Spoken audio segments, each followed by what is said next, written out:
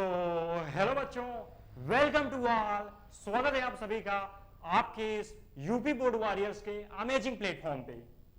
सो बच्चों, आज physics class 10th की हम चैप्टर्स जो कि लाइट है उसको पढ़ना शुरू करेंगे। बेहतरीन चैप्टर हो जाता है, अच्छे खासे कॉन्सेप्ट भाई बोर्ड में भर भर के आते हैं। और बेसिकली चूंकि 10th में फिजिक्स केमिस्ट्री मैथमेटिक्स तीनों कंबाइंड हो गए, एक साइंस का सब्जेक्ट बनता है, साइंस की बुक बनती है और उसके अकॉर्डिंग क्वेश्चंस बोर्ड्स में पूछे जाते हैं। बट शायद हो सकता है कि 20 क्वेश्चन आपके एमसीक्यू वाइज ओएमआर सीट पर भरने के लिए आए, बाकी रिटर्न तो रहेगा ही।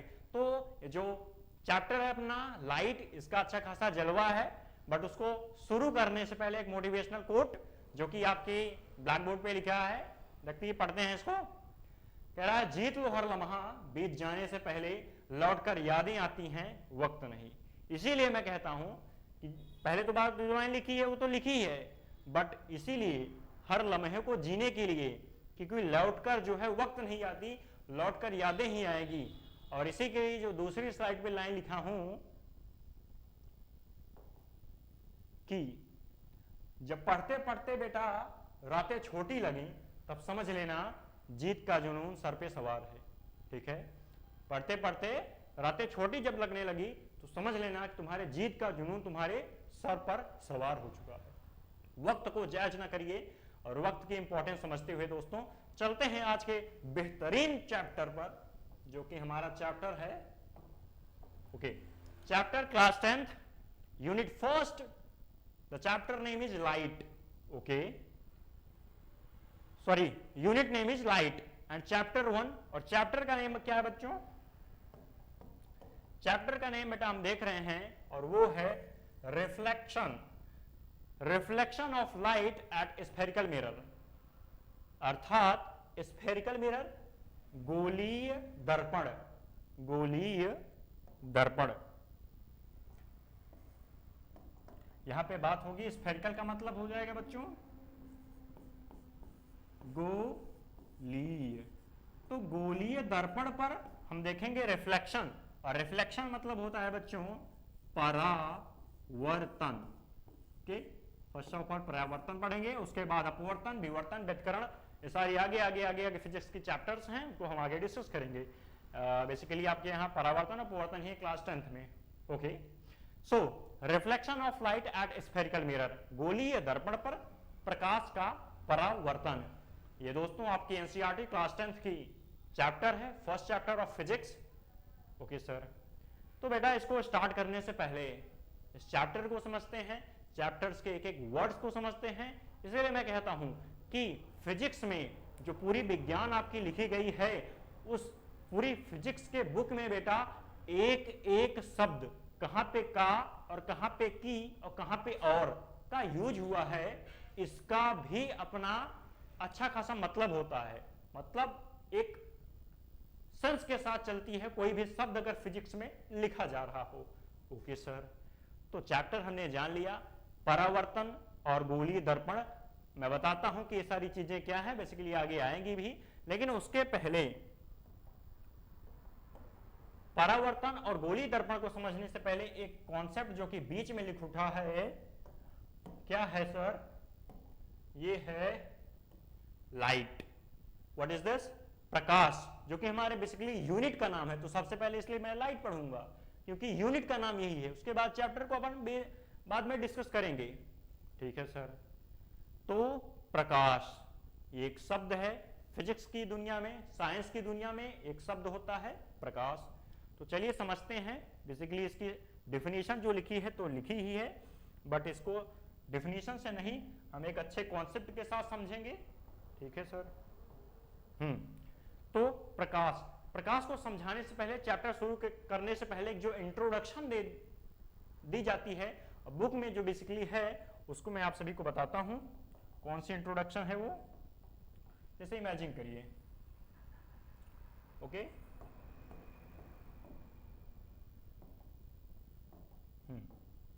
इमेजिन करिए ये कोई भी पार्टिकल रखा हुआ है, कोई भी वस्तु है यहां पे, ये यहां पे मैंने बताया। अब यहां पे है एडिशन की बल्ब आपकी ये समझिए कि आपकी बल्ब है यहां पर,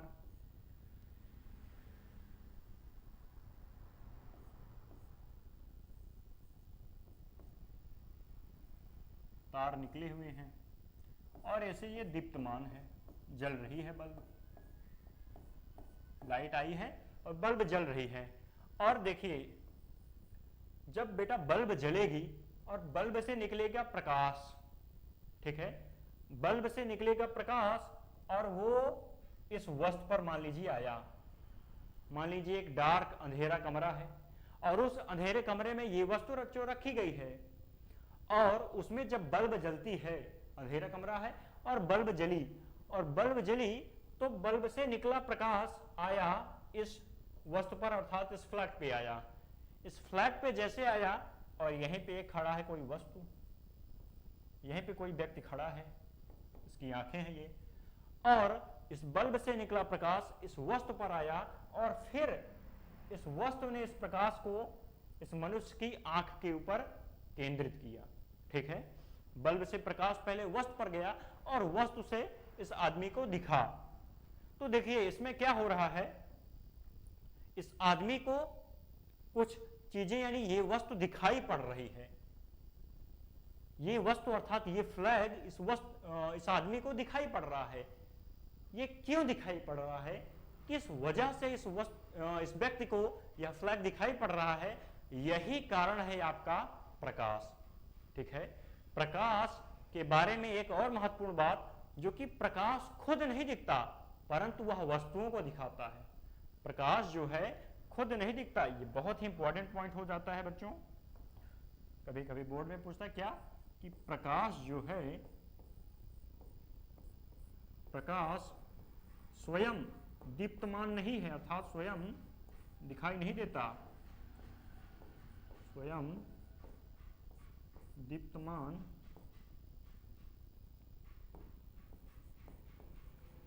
दीप्तमान नहीं है, परंतु यह प्रकाश जो है बच्चों, यह हमें दूसरी वस्तुओं को दिखाता है, स्वयं नहीं दिखता परंतु दूसरी वस्तुओं को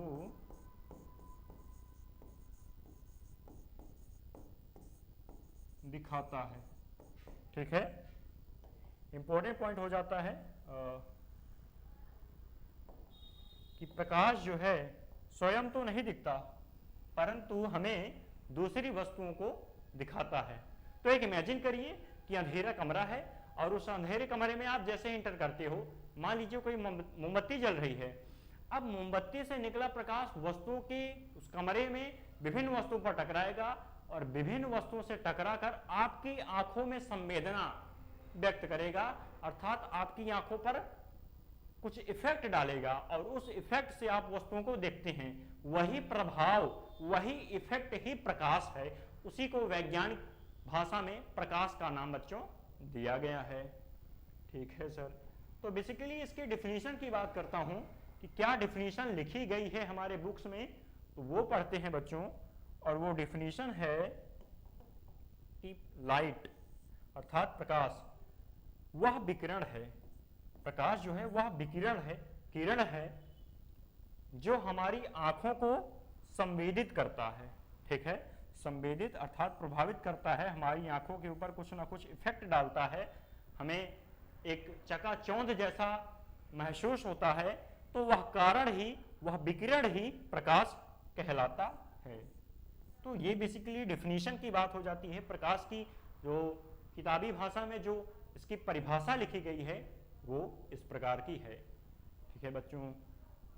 अब आगे की बात करता हूं।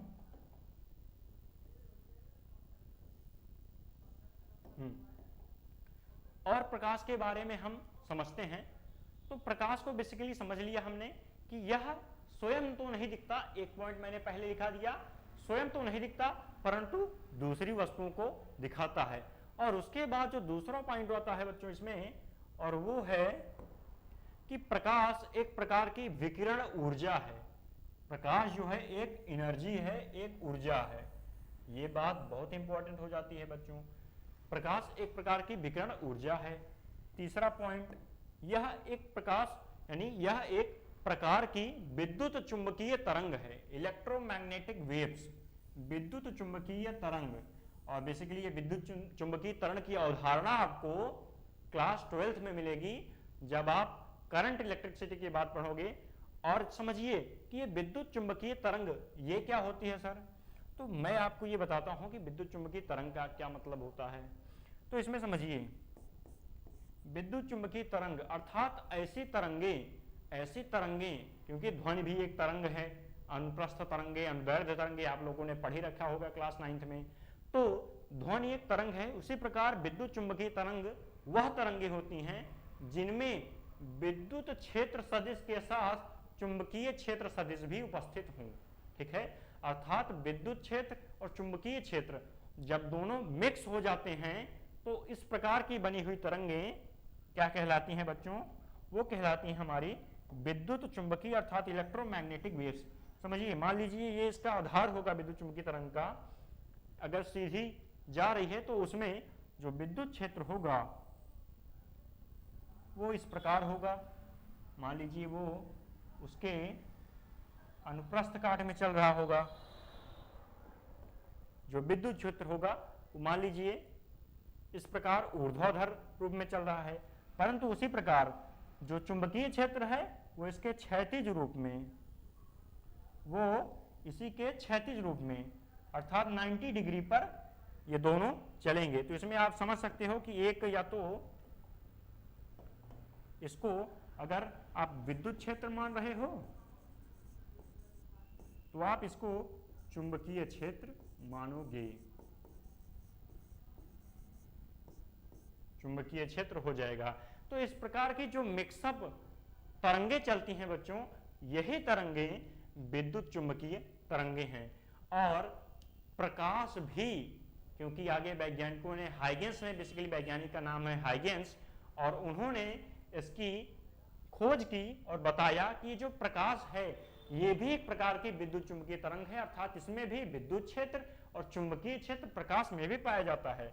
और वैज्ञानिक कौन है बच्चों, वो हैं हाइगेंस। हाइगेंस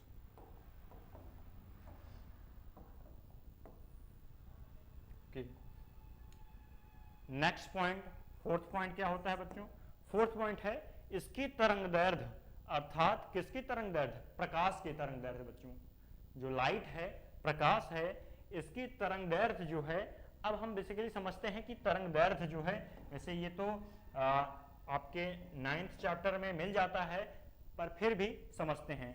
तो तरंग दैर्ध्य होती है बच्चों, मान लीजिए कोई भी प्रकाश जाता है, कोई भी प्रकाश जा रहा है, तो प्रकाश अर्थात तरंग, प्रकाश की जो तरंग है, प्रकाश की तरंगों के या तो श्रृंगों के बीच की दूरी या फिर गर्त के बीच की दूरी।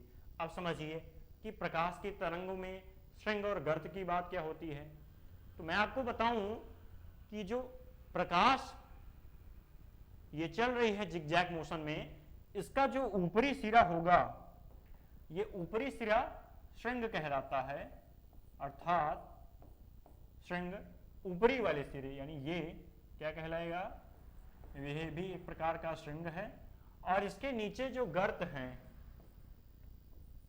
जो नीचे का सिरा है, ये जो है बच्चों, ये आपका गर्त कहलाता है।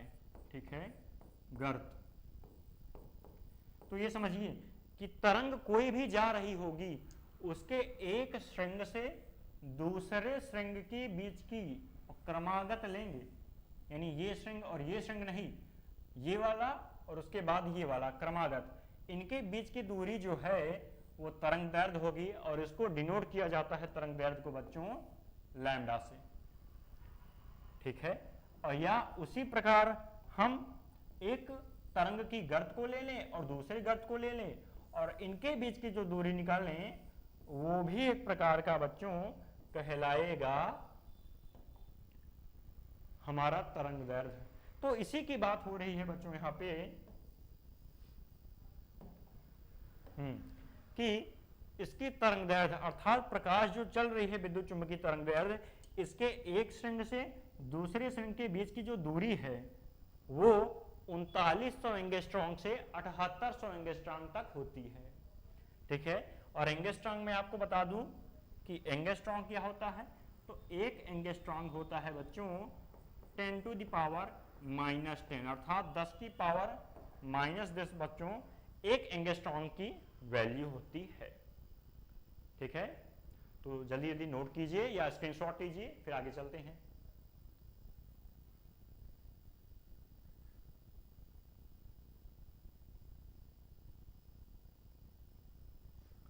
ओके,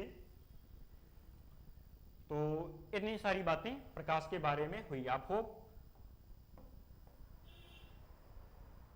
हाँ,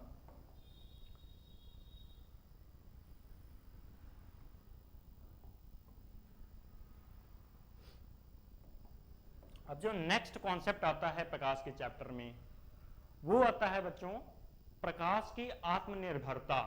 ठीक है, एक दूसरे के ऊपर किस प्रकार प्रकाश निर्भर है उसकी कॉन्सेप्ट आएगी। बेसिकली आप इसका माइंड में कॉन्सेप्ट समझ सकते हो, बट बोर्ड्स और रिटन के लिए इतना ज्यादा इंपॉर्टेंट नहीं होता है ये। ठीक है सर, और इसके साथ आप एक पॉइंट और लिख सकते हो कि जो प्रकाश है, आपने ये सारी समझा कि यह एक प्रकार वह एक विकिरण, यानी यह एक विकिरण ऊर्जा होती है, इसको हमने लिखा। और इसके साथ आप लिख सकते हो एक पॉइंट जो कि शायद इधर जगह नहीं होगी, तो मैं आपको इधर बता दूं, और वो है कि निर्वात में प्रकाश की चाल बच्चों कितनी होती है, कमेंट कीजिएगा अगर किसी को पता है। निर्वात में प्रकाश की चाल, निर्वात में प्रकाश की चाल कितनी होती है, तो वो होती है बच्चों 3 × 10⁸ मीटर पर सेकेंड। ये भी एक अच्छा खासा इंपॉर्टेंट पॉइंट बच्चों आपके पास हो जाता है कि निर्वात में जो प्रकाश होती है, निर्वात में प्रकाश की चाल 3 लाख किलोमीटर प्रति सेकेंड अर्थात 3 × 10⁸ मीटर प्रति सेकेंड। किलोमीटर में बनाएंगे तो आप 3 लाख हो जाएगा, 3 लाख किलोमीटर पर सेकेंड। ओके, अब हम नेक्स्ट बात करते हैं और वो है प्रकाश की आत्मनिर्भरता। ठीक है, प्रकाश की अपने ऊपर किस प्रकार प्रकाश जो है निर्भर रहता है उसकी, यानी प्रकाश की आत्म अर्थात स्वयं पर आत्म निर्भर किस प्रकार है, निर्भरता, प्रकाश की आत्मनिर्भरता किस प्रकार वह जो है स्वयं पर निर्भर है और कार्य कर रहा है। तो इसको समझने से पहले हम एक चित्र को समझ लेंगे, जो कि चित्र बना हुआ है यहां पर बच्चों, चित्र नंबर 1। हाँ, तो इसमें बेसिकली क्या हुआ है, ये एक पर्दा लगाया है बच्चों, ये एक पर्दा लगा हुआ है x एंड y, ये एक पर्दा लगा हुआ है और यहाँ पे S1 और S2 दो प्रकाश स्रोत हैं। ठीक है, S1 सन एक प्रकाश स्रोत यहाँ पे है, एक सन अर्थात सूर्य की तरह प्रकाश स्रोत हैं ये S1 और S2। अब देखिए इनसे प्रकाश किरणें निकल रही हैं, जो डॉटेड लाइन है ये प्रकाश की किरणें L1 और L2 इस पर्दे पर आकर मिल रही हैं। इस प्रकाश स्रोत से अर्थात S1 प्रकाश स्रोत से L2 प्रकाश किरण निकल रही है जो कि पर्दे पर पड़ रही है, उसी प्रकार S2 से ये वाली प्रकाश किरण निकली। और यहाँ पे ये जो डिजाइन बनी हुई है ये एक बॉक्स समझिए, जो कि यहाँ पे इसका मुख ओपन हो रहा है। ठीक है, यहाँ पे चूंकि प्रकाश मिल रही है और उसके बाद यहाँ ये पूरा बंद है, इधर भी एक नली निकली हुई है जहां से यहाँ प्रकाश जा रहा है और यहाँ से प्रकाश जा रहा है, और ये दोनों यहाँ पे मिल रही हैं। इसमें इंपॉर्टेंट बात बच्चों ये हो जाती है निर्भरता को समझने के लिए कि मान लीजिए कि S1 प्रकाश स्रोत से प्रकाश की किरणें निकली। ठीक है, S1 प्रकाश स्रोत से प्रकाश की किरणें अर्थात L2 निकली और वो पहुंची पर्दे पर L2 बिंदु पर। और ठीक इसी के साथ चूंकि यहां पे यष्टो से एक दूसरी किरण निकल रही है जो कि पर्दे पर L1 पर मिल रही है बच्चों, और ये दोनों किरणें एक दूसरे को इस बिंदु पर, ओ बिंदु नाम ले दिए इसको, इस ओ बिंदु पर आके दोनों प्रतिच्छेद कर रही हैं। लेकिन इसमें इंपॉर्टेंट पॉइंट क्या हुआ? इंपॉर्टेंट पॉइंट ये हुआ कि अगर हम यशवंत को छोड़े, पहले तो प्रकाश जा रही थी, लेकिन जब यशवंत के जाने के बाद यष्टो से प्रकाश की किरणें निकली, तब भी यष्टु जब यहां पे पहुंचा तो इसमें किसी भी प्रकार का ऐसा परिवर्तन नहीं देखा गया कि मान लीजिए यहां पे कट जाती प्रकाश किरण और फिर ये इधर डाइवर्ट हो जाती या इधर ऐसे चली जाती, इस प्रकार हो जाता। तो ऐसी गतिविधियां जो हैं हमको यहां पर नहीं मिलती हैं।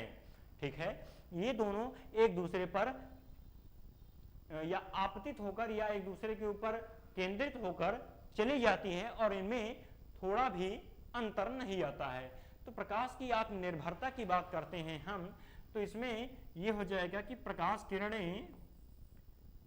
किरणें जो है बच्चों, प्रकाश किरणें एक दूसरे के मार्ग में बाधक नहीं होती, एक दूसरे के मार्ग में बाधक नहीं होती। ये इंपॉर्टेंट पॉइंट्स हो जाता है बच्चों। बेसिकली डेरिवेशन और थ्योरी तो आप इसको चित्र को समझ के, इस कॉन्सेप्ट को समझकर बना ही सकते हैं, और यही आपके बोर्ड एग्जाम में जो भी आएगा, अगर आता भी है तो आप कॉन्सेप्ट समझे रहेंगे। ये जो इन पूरी स्लाइड का जो निचोड़ है वो 2 लाइनों में है, और इसी निचोड़ को आप अपने माइंड में बैठा के रखोगे तो आप अच्छा खासा थ्योरी 2-3 पेज का बना सकते हो। तो प्रकाश किरणें एक दूसरे के मार्ग में बाधक या अवरोधक नहीं होती, अवरोधक नहीं होती हैं। ठीक है बच्चों, इंपॉर्टेंट पॉइंट हो जाता है ये भी। ओके, तो आपने ये चित्र समझ चुका होगा और ये पॉइंट है, नोट कर लीजिए जल्दी।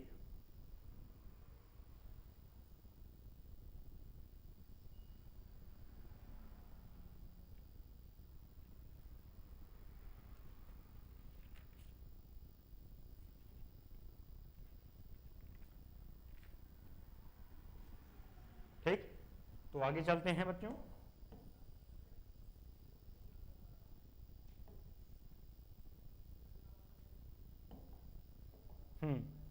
तो बेसिकली ये कुछ फंडामेंटल पॉइंट्स हो जाती है जो कि लाइट को अपन शुरू करते हैं।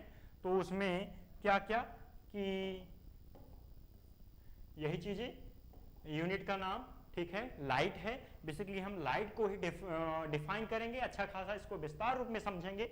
उसके बाद इसमें परावर्तन और गोलीय दर्पण के बारे में आगे चर्चा होगी बच्चों। ठीक है, तो प्रकाश को बेसिकली हमने समझा कि प्रकाश नामक वर्ड किस प्रकार आया, अर्थात इसका मतलब क्या है।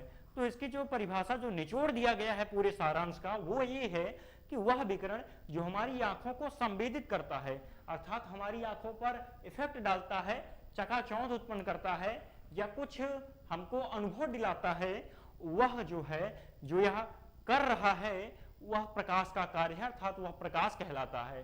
ठीक है, ये बात होगी, यानी प्रकाश आखिर किसको कहते हैं उसकी बात हमने डिस्कस कर ली। ठीक है बच्चा, अब प्रकाश को समझने के बाद इसके कुछ फैक्ट्स जो हैं, जो कि ये इसके क्या उदाहरण है और क्या किस प्रकार कार्य करता है, उसके सारी चीजों को हमने समझा। तो ये 3-4 पॉइंट हमने लिखा कि प्रकाश एक प्रकार की विकिरण ऊर्जा है, यानी प्रकाश ऊर्जा भी है। ऊर्जा आप जानते होंगे, हम ऊर्जा हमारे शरीर के अंदर होती है और उससे हम सारे कार्यों को करते हैं, परंतु प्रकाश भी एक प्रकार की ऊर्जा है और यह ऊर्जा हमें वस्तुओं को दिखाने के कार्य आती है। ठीक है सर, यह एक प्रकार की विद्युत चुंबकीय तरंग भी है प्रकाश, और इसकी तरंग दैर्घ्य के बारे में हमने समझा, वो 3900 एंगस्ट्रॉम से 7800 एंगस्ट्रॉम होती है। ठीक है सर, एंगस्ट्रॉम के बारे में बताया, 1 एंगस्ट्रॉम 10⁻⁻10 मीटर हो जाता है, और इसकी खोज जो कि विद्युत चुंबकीय तरंग के बारे में बताया, वो वैज्ञानिक का नाम है मिस्टर हाइगेंस। आप ये कॉन्सेप्ट ये याद रखिएगा इनका नाम। और नेक्स्ट पॉइंट जो कि हमने यहाँ पे पढ़ा वो है कि निर्वात में प्रकाश की चाल बच्चों वो होती है 3 × 10⁸ मीटर पर सेकेंड। और ध्वनि की चाल क्या होती है बच्चों? तो ध्वनि की चाल होती है बच्चों 332 मीटर पर सेकेंड, 332 मीटर पर सेकेंड। इसी कारण है कि बच्चों आप देखते होंगे कि बरसात के मौसम में हमें जब बादल गरजते हैं तो गरज से पहले एक प्रकाश, एक जो लाइट है वो पहले आती है, बिजली चमकती पहले है, उसके बाद गर्जना जो होती है बादलों की वो हमको बाद में सुनाई देती है। और उसका एक ही एक कारण है कि प्रकाश की चाल ध्वनि की चाल से बहुत ही ज्यादा है। अब कंपैरिजन कर सकते हो बच्चों 332 और 3 लाख किलोमीटर पर सेकेंड और 3 × 10⁸ मीटर पर सेकेंड, करोड़ में हो जाएगा अगर 8 जीरो लग रहा है तो। ठीक है बच्चों, ओके। तो ये सारी बेसिक कॉन्सेप्ट हमने प्रकाश के बारे में समझा। अब इसमें एक जो बहुत इंपॉर्टेंट चीज आएगी जहां से हमारे चैप्टर की शुरुआत हो गई, जो रिफ्लेक्शन जो हमारे चैप्टर में लिखा था हम उसकी बात करेंगे बच्चों यहाँ पे। ठीक है, reflection on spherical mirror. Spherical mirror अर्थात गोलीय दर्पण, परंतु उसको पढ़ने से पहले हम परावर्तन की डेफिनेशन पढ़ते हैं, उसके बाद हम आगे पढ़ेंगे। ठीक है बच्चों, रिफ्लेक्शन अर्थात परावर्तन, परावर्तन रिफ्लेक्शन REFLECTION।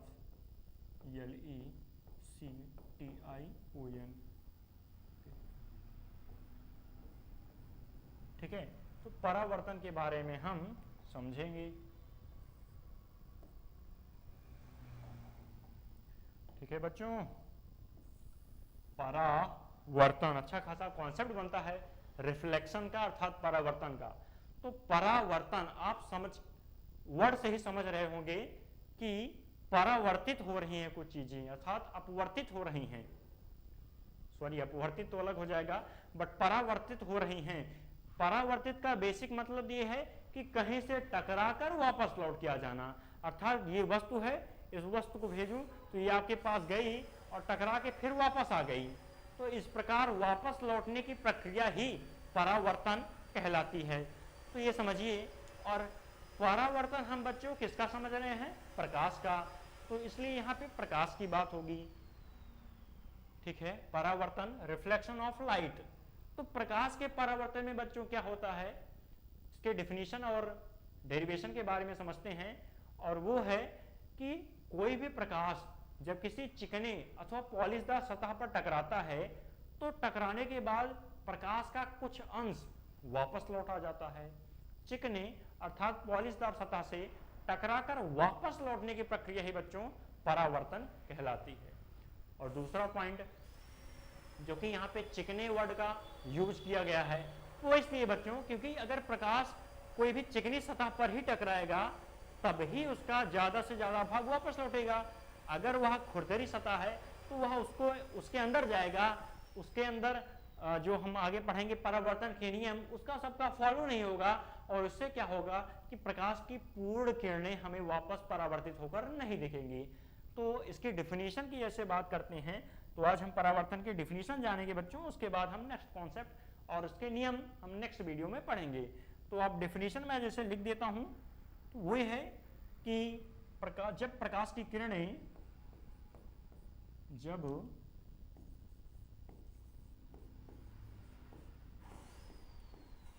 प्रकाश की किरणें किसी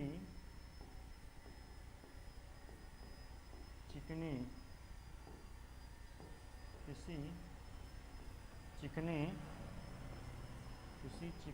अथवा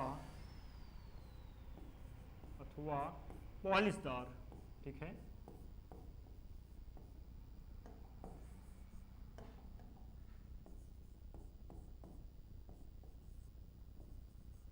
चिकने अथवा पॉलिशदार सतह से टकराती है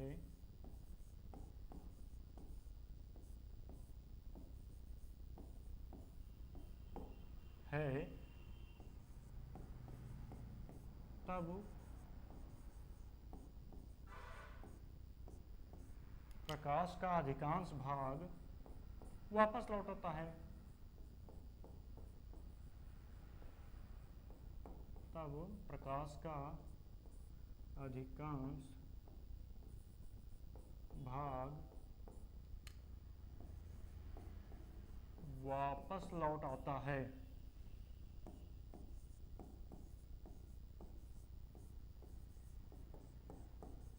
वापस लौट आता है। यह घटना प्रकाश की यह घटना अर्थात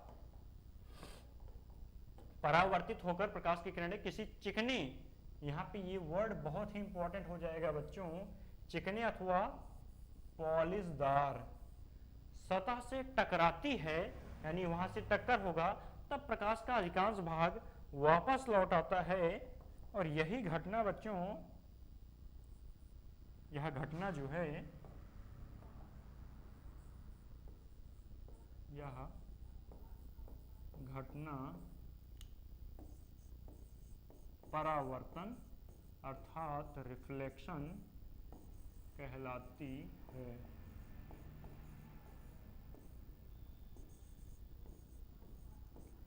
ठीक है। जब प्रकाश होगा बच्चों, मान लीजिए इसका उदाहरण कि ये कोई भी चिकना अथवा पॉलिशदार सतह है।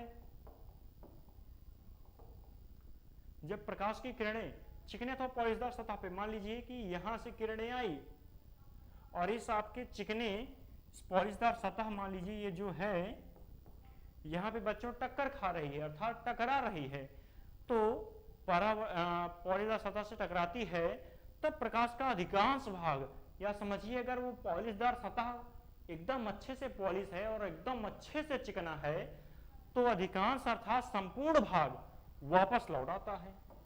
ठीक है बच्चों, वो संपूर्ण भाग जो है वो इसकी दिशा में, अर्थात मान लीजिए वो जो है इस प्रकार गया होगा, यहां तक पहुंचा और इसका संपूर्ण का संपूर्ण भाग वापस लौट आता है।